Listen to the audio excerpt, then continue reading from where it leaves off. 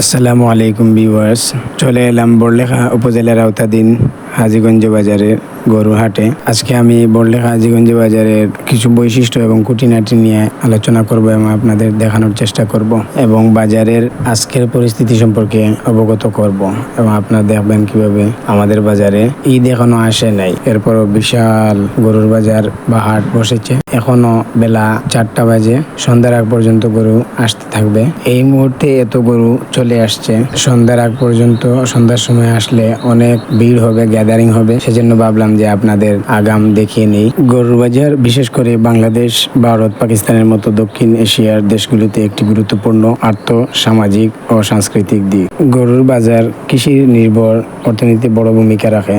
গরু থেকে মাংস, দুধ, চামড়া ও জৈব সার পাওয়া যায়। কুরবানি ঈদে গরুর চাহিদা অনেক বেড়ে যায়, তখন বিশাল অস্থায়ী গরুর হাট বসে ও শহর ও গ্রামে। আমাদের বাজার স্থায়ী বাজার, কিছু কিছু উপজেলায় স্থায়ী বাজার সপ্তাহে একবার বা দুইবার গরুর হাট বসে। আমাদের এখানে প্রতি শুক্রবার গরুর হাট বসে।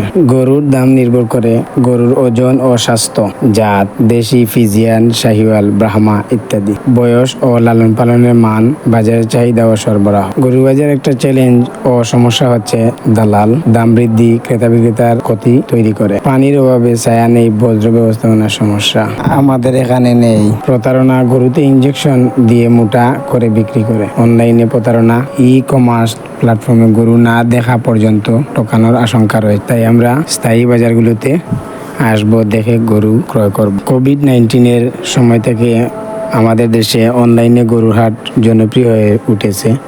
এখন অনেকেই ওয়েবসাইটে, অ্যাপে গরু কিনে থাকেন এবং এর সুবিধা হলো ঘরে বসে গরু দেখা যায়, অর্ডার করা যায়।